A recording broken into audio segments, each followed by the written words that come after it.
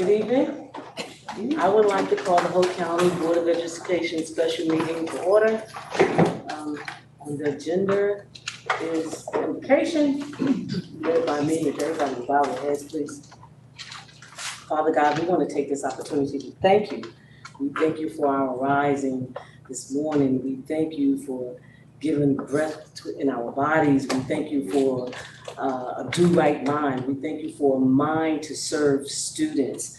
God, we want you to look on our superintendent and her cabinet and our lawyer and everybody that's involved. Let this meeting be a productive meeting. We give you thanks and we give you glory for all that you do. God, let this summer school program be excellent, that the students may be able to grasp and hear and listen and gain knowledge. Now, we understand that our test scores may not be that good, but we thank you anyway because we are counting that we'll bounce back. In the name of Jesus, we pray, amen. Amen. Next on the agenda is the approval of the agenda.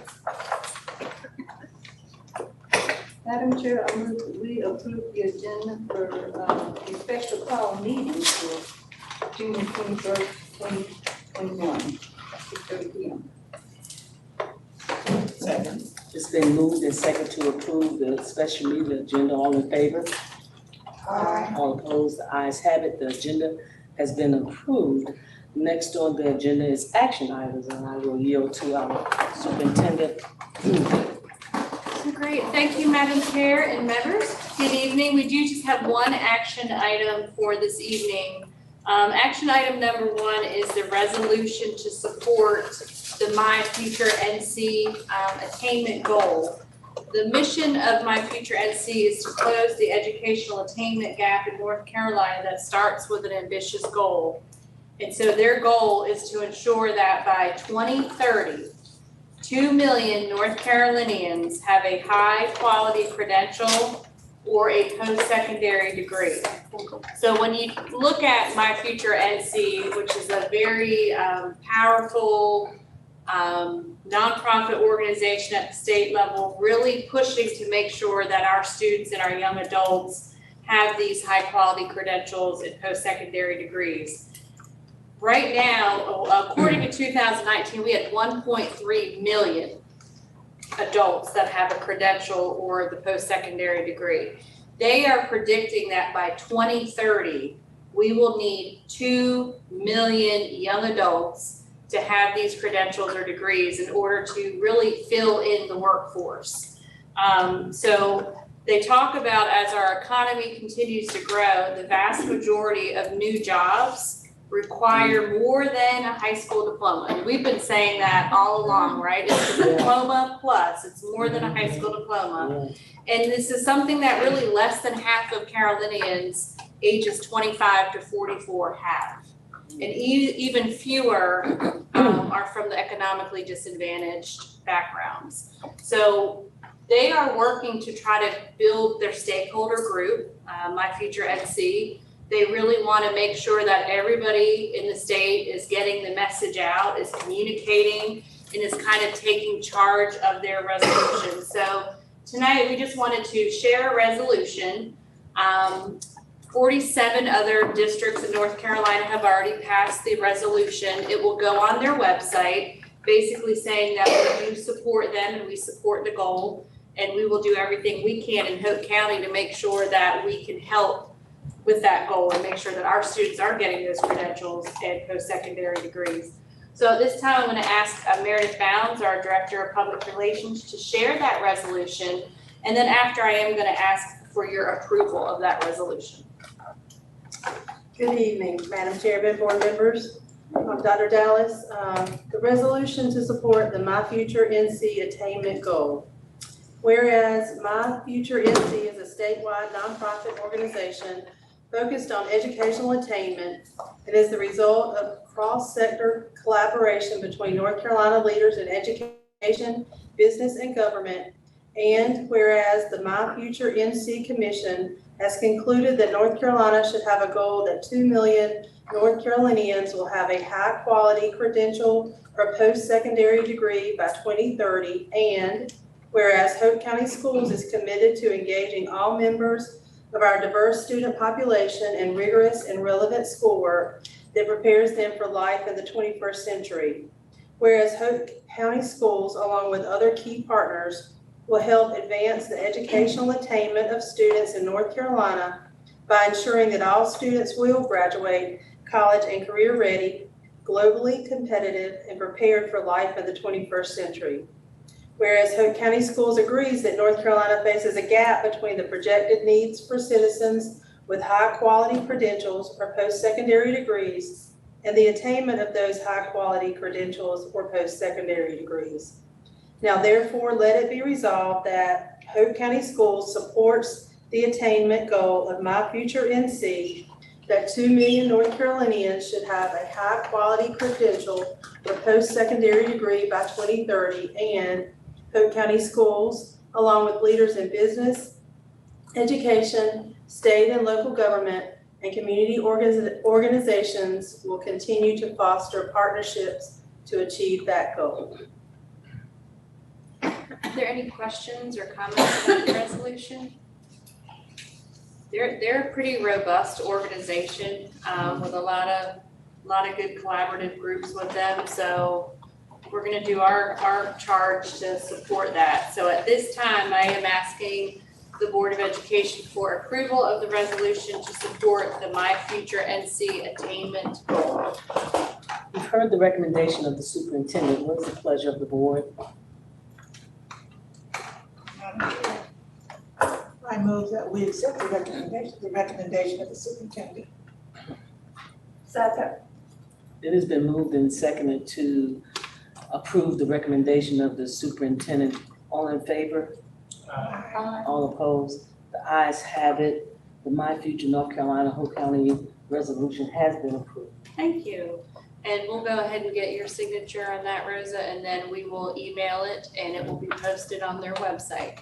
Okay, so thank you very much. Madam Chair, members, that concludes our action items for this evening. Thank you so very much. Next on the agenda is administration items. Thank you, Madam Yes. Chair. And members, we have one information item this evening. Information item 1 is an overview of our reopening plan for 21-22 that is required by ESSER 3. So any LEA that receives ESSER funds must, within 30 days of receiving the funds, which we have received our letter, we must make publicly available on our website a plan for the safe return to in-person instruction and continuity of services. So before making the plan publicly available, we must seek public comment on the plan. So at this time, I'm going to ask Dr. Don Ramsour, our Assistant Superintendent of Pre-K Curriculum Instruction, and Dr. Shannon Register, our Assistant Superintendent of Secondary Education Curriculum and Instruction, to provide an overview of our plan.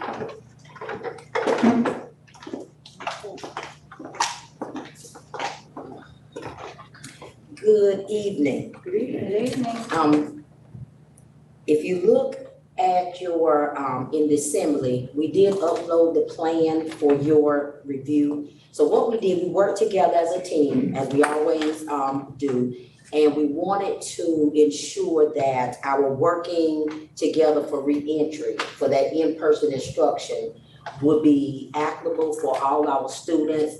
We want to make sure that we follow all safety and healthy protocols. And I know at your leisure, you have time to kind of review that plan. All 60. All 60 plus pages, right? I'm like, oh. But what Dr. Ramsey and I want to do, we just wanted to really highlight some of the differences or the major differences between our plan from this past school year to the plan for the 21-22 school year.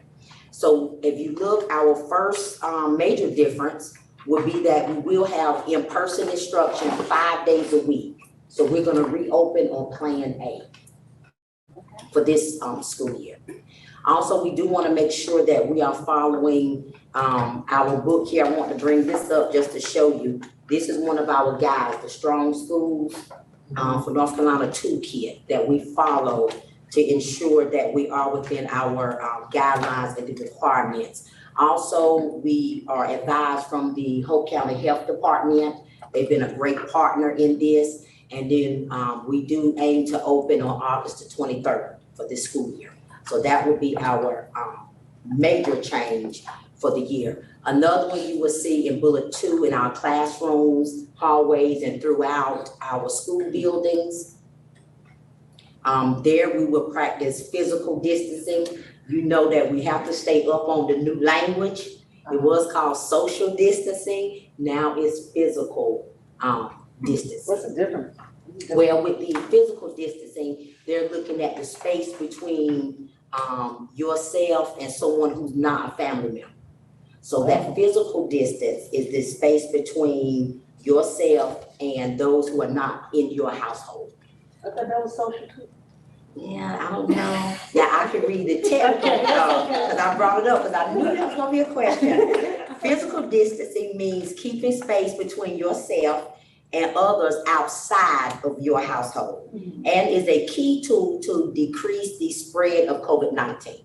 So that is So is the it still 6 official feet or is it definition. 3 feet? Well, and that was the thing, when they changed from social distance, That social is distancing correct. was 6 feet and everybody associated 6 feet with social distancing. So they changed it to physical distancing because they were saying 3 feet at that time. It Right. left it wasn't exactly 6 feet. And so they changed the terminology to let people know it didn't have to be that 6 feet. Now they are still encouraging us to have distance between them, but a lot of times when you think social distancing, you think 6 feet. Right. And so I think that was part of the reason that they changed that terminology so that you would recognize it's different, although it is still the same. It's the distance between you and someone who's not in your house. The 6 feet social distancing is no longer in the toolkit, so Right. that's physical That is distancing to just Mhm. talk about, that's it.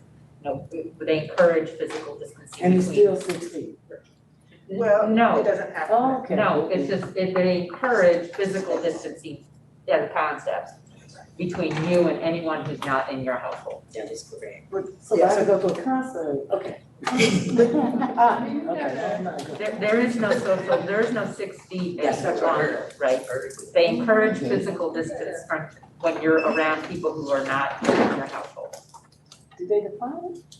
No, Okay. no. And then, our next bullet, we still wanna require face coverings, for all our students and staff. Also, the barriers, we will have barriers in our reception areas, as we will also limit the number of visitors in the building. But we will eliminate our student desk barriers, on Plan A. Also, we will continue to have breakfast and lunch in the classrooms, but the difference here, students will be able to go to the cafeteria and pick up their meals and take it back to their classrooms.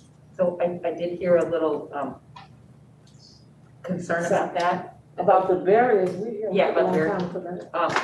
What I will say is, from from an epidemiological perspective, they did no good. Oh, really? They had no impact, right? It just made people feel better. We didn't know that up front, time. Okay, but over time, we realized that they don't, because it's an airborne right. disease. So when you go into all these banks and you see all that's just psychologically, Well, theirs are larger and they cover more space, so it may make a difference, but for kids who are sitting at a desk who have a barrier, it doesn't do anything.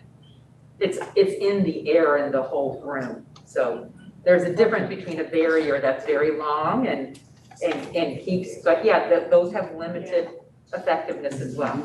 I was gonna say, Karen. Yeah, well, and I think we kind of perceived it as if it was an additional layer. So Right. you had your mask, which is the first And then you layer, have that. right? And then we kind of had the barriers around your desk. And for the most part, our students stayed pretty, to their desk. But it was kind of that extra layer of if they're coughing and sneezing and stuff like that, that it was just trying to kind of maintain what you call those aerosols.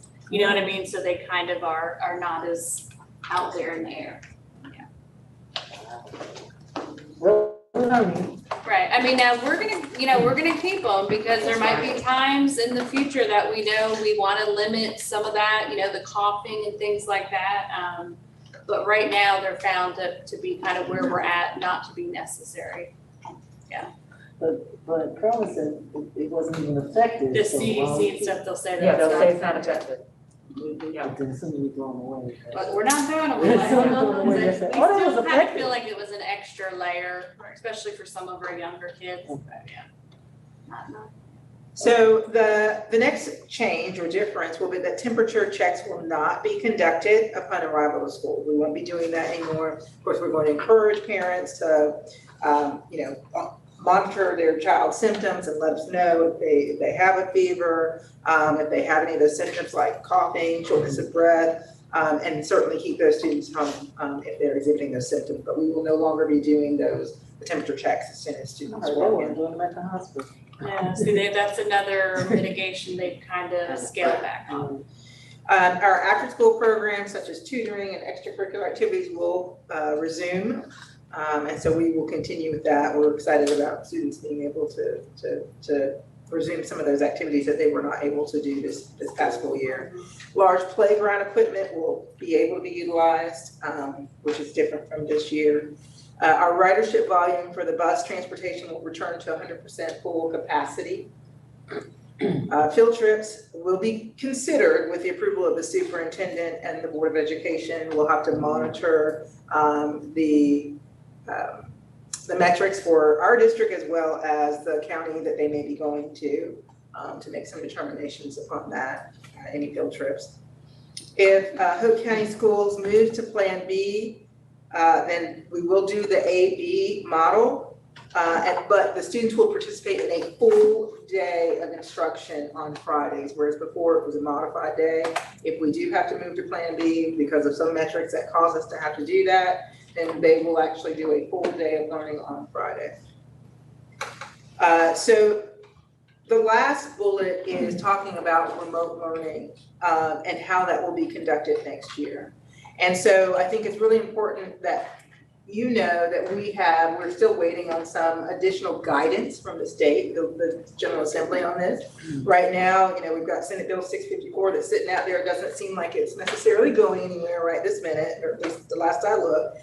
So given that 654 was going to be the bill that maybe allowed us to do some type of virtual component without having a dedicated school code for virtual academy.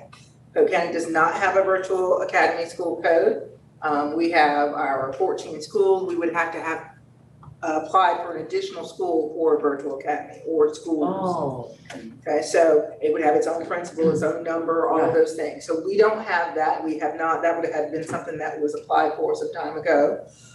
So what we are doing, it was not our intent necessarily to open a school that, once you open that school, that's going to be going on for years or, so at this point in time, we are only allowed two pieces that we can do with remote. The first is that the remote instruction can be used for 5 days or 30 hours of instructional time. Remember, we talked about this at a previous board meeting, if we had inclement weather. Okay, that's one of the ways that we can do remote learning. And the other is that if for some reason there's a specific class where there's something that has happened and we have to temporarily move to some type of remote instruction because of a COVID exposure, then we have that opportunity to do so. But in terms of it being an ongoing everyday type of thing, that it has not come out in legislation. It has been talked about. I think last thing I saw, they had stricken it from the legislation. So at this point, those are our only two options as it stands currently in terms of remote instruction. And again, we're continually looking for additional information with regard to that, but at this point, that's all that is available to us with respect to remote instruction. Any questions?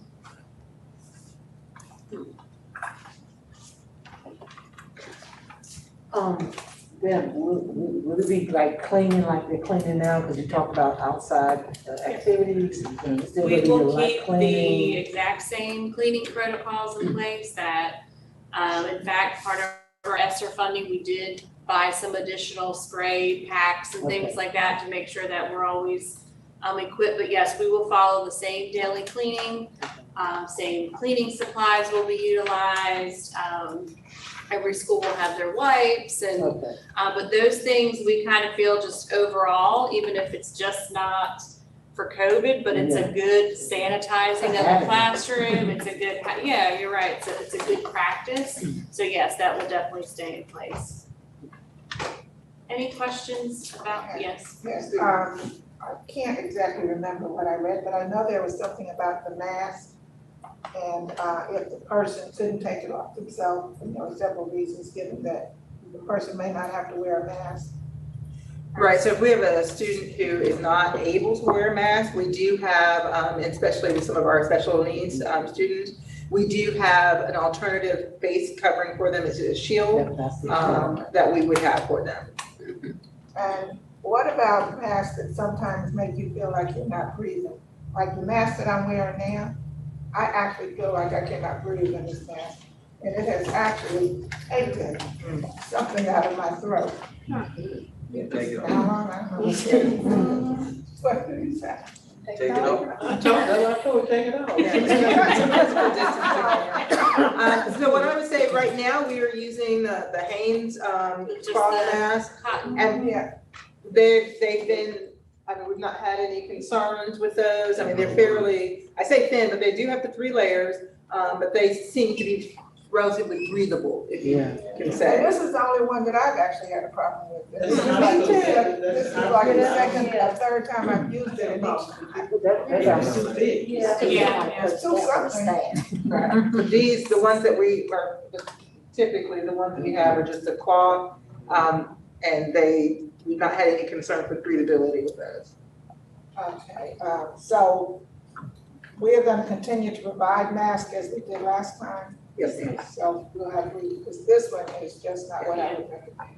And there's shields for any students with Right. disabilities that may need. Thank you. So are the shields gonna be, because I saw different shields, so I have a shield, and it basically probably works like the kids' desk thing, probably not doing it good, because it just shields. Yeah, but the But then there's some shields that's like closed right here, yeah. you know. I think that's the thing with the face shields is to Yeah. make sure that there's some coverage and they're not tight, but they're Right, not open. exactly. So we actually, we were able to provide every school, I think, Roger, you might be able to speak on it, but probably 15 to 20 shields for any adults that Yes. wanted to wear a Okay. shield. Dr. Ray provided them to any EC students because you're right, some of the younger kids, they kind of pick at them and stuff like that, and sometimes just the shield, after a while, they kind of forget that it's there and it doesn't become such a nuisance for them. But We've had shields available for Yeah. really And they have that. a good while. yeah. So we bought about 1,200 to start with. And so we just kind of took a survey of each school and let them know we had them, and we delivered some, for our TAs that are, different people, bus drivers and people who want them, but we do have more in storage. Good. And I think it has that covering on it that when you talk, it doesn't get that cloud. Yeah. You know, and I think the thing that's important to know is that the plan is a plan written based on the information we have right now, Yeah. based on the executive order and based on the most recent strong schools. So, if Governor Cooper, after June 30th, were to lift a mask mandate, and it changes what that looks like for students in schools, then of course we would consult our health department, look at our metrics, and we would act accordingly if we can. So I expect to see some movement still in some of these parameters, probably within the next month still. Because like I said, I think that last executive order is through June 30th.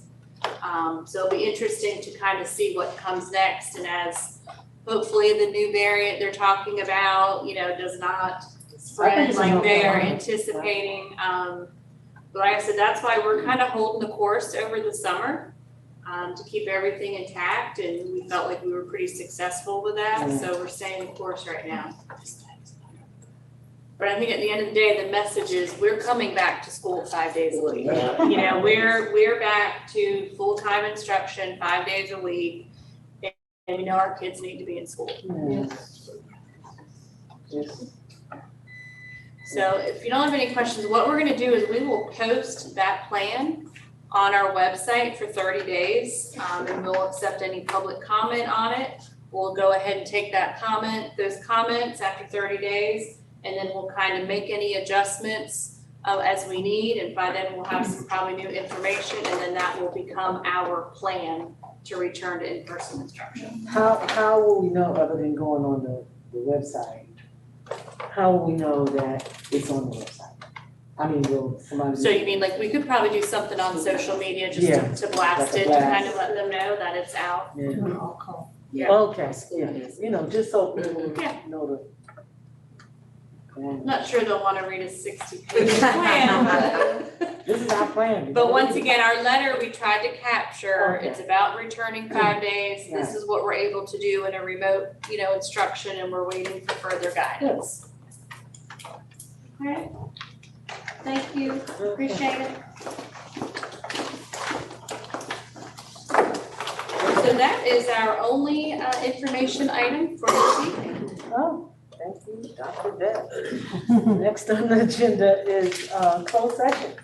I need a motion.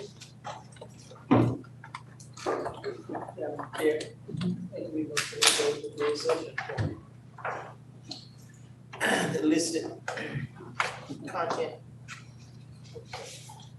If I can modify that, and we can just say so moved. Enter into closed session under 115, or under 143-318.11 to prevent the disclosure of confidential personnel matters and to consider matters related to initial employment of individual employees, and to consult with the board's attorney to preserve the attorney-client privilege. Listen, I wasn't trying to be funny, but. No, I know, and I'm not either. This actually, the way that it's written is actually not accurate because it includes student matters and there are student matters that were, so I went ahead and changed it. So if we can just have a so moved and then we'll get a second. So moved. Thank you. Can I get a second? Second, Okay. It has been moved and seconded to go into closed session. All in favor? Aye. All opposed? The ayes have it. We're in closed session. Okay, well, so we need to have a couple of people step out, so. Yeah. Can we stop sharing? Okay, we need to go ahead and stop sharing.